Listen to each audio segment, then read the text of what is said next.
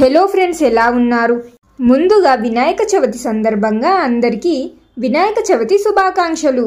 ఈరోజు మనం గణేశుని జననం, దీని వెనుక ఉన్న గజాసురుని కథ మరియు పార్వతీదేవి యొక్క కథ గురించి తెలుసుకుందాం. పూర్వం గజాసురుడు అనే ఒక శక్తివంతమైన రాక్షసుడు ఉండేవాడు. అతను అపారమైన శక్తి కోసం మరియు అమరత్వం కోసం శివుడిని ప్రసన్నం చేసుకోవాలని తపస్సు చేశాడు.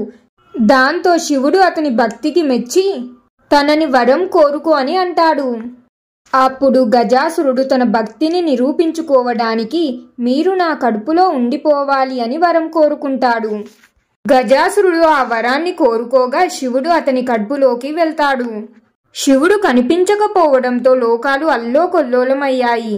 పార్వతీదేవి చాలా ఆందోళన చెంది తన సోదరుడు అయిన విష్ణువు దగ్గరికి వెళ్లి ఈ సమస్యకు పరిష్కారం కనుగొనమని కోరుతుంది. అప్పుడు విష్ణువు నారదుని సహాయంతో ఒక ప్రణాళికను సిద్ధం చేస్తాడు.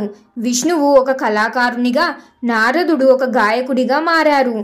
వారు శివుడిని ప్రసన్నం చేసుకోవడానికి భూమిపైకి వస్తారు. అద్భుతమైన గానంతో వారు గజాసురుడిని ఆకర్షిస్తారు. గజాసుడు వారి కళకు ముగ్ధుడై ఏదైనా వరం కోరుకోమని అంటాడు. అప్పుడు విష్ణువు, మంచిది, మీ కడుపులో ఉన్న శివుడిని బయటకు రమ్మని కోరుతాము అని అంటాడు. గజాసురుడు ఆశ్చర్యపోయి చివరకు సత్యం తెలుసుకుని తాను మోసపోయానని గ్రహిస్తాడు. శివుడు బయటకు వచ్చిన తర్వాత తన గర్వం పూర్తిగా నశించిందని, ఇప్పుడు మరణించడానికి సిద్ధంగా ఉన్నానని చెప్పి శివుని పాదాలపై పడి వేడుకుంటాడు. మరణానికి ముందు గజాసురుడు శివుడిని ఒక చివరి కోరిక కోరతాడు. స్వామి, నా మరణం తర్వాత కూడా నా తల శాశ్వతంగా గౌరవించబడాలి. మీరు నా తలను ఎల్లప్పుడూ మీ దగ్గర ఉంచుకోవాలి అని గజాసురుడు శివుడిని కోరుకుంటాడు. గజాసురుడి భక్తికి పశ్చాత్తాపానికి శివుడు సంతోషిస్తాడు. శివుడు ఆ కోరికను మంజూరు చేస్తాడు. శివుడు వస్తున్నాడని తెలిసి అదే సమయంలో పార్వతీదేవి స్నానం చేయడానికి సిద్ధమవుతుంది. అయితే ఎవ్వరూ లేకపోవడంతో తన కోసం తన ఆజ్ఞలను మాత్రమే పాటించే ఒక నమ్మకమైన వ్యక్తి ఉండాలని అనుకుంటుంది. తన శరీరంపై ఉన్న మలినాలతో పసుపుతో ఒక బొమ్మను తయారు చేసి దానికి ప్రాణం పోస్తుంది. ఈ బాలుడికి తాను స్నానం చేసి తిరిగి వచ్చే వరకు ఎవ్వరిని లోపలికి అనుమతించవద్దని ఆజ్ఞాపిస్తుంది. ఆ బాలుడు తల్లి ఆజ్ఞను శిరవహించి శివుడు లోపలికి వెళ్ళడానికి ప్రయత్నించగా ఆయన్ని అడ్డుకుంటాడు. శివుడు కోపంతో ఆ బాలుడి తలని ఖండిస్తాడు.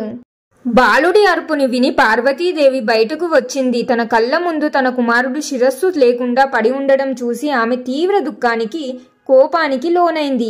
పార్వతీదేవి యొక్క కోపాగ్నితో మొత్తం లోకాలు అల్లోకొల్లలం అవుతాయని బ్రహ్మ, విష్ణువుతో సహా దేవతలందరూ ఆమెను శాంతింపజేయడానికి ప్రయత్నిస్తారు.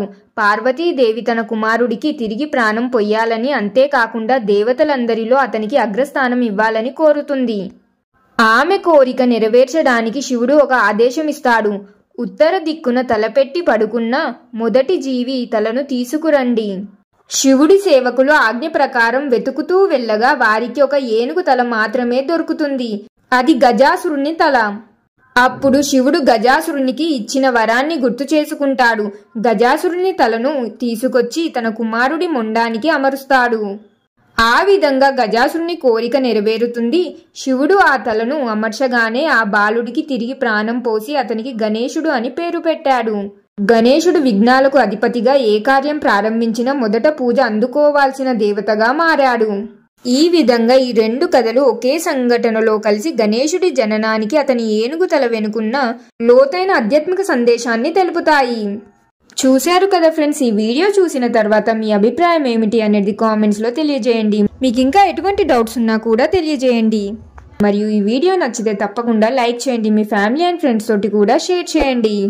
ఇంకెన్నో ఇంట్రెస్టింగ్ వీడియోస్ కోసం ఇప్పుడే మన ఛానల్ని సబ్స్క్రైబ్ చేయండి. అందరికీ వినాయక చవితి శుభాకాంక్షలు. ఇంకొక వీడియోలో మళ్ళీ కలుద్దాం. జై బోలో గణేష్ మహారాజ్ కి జై.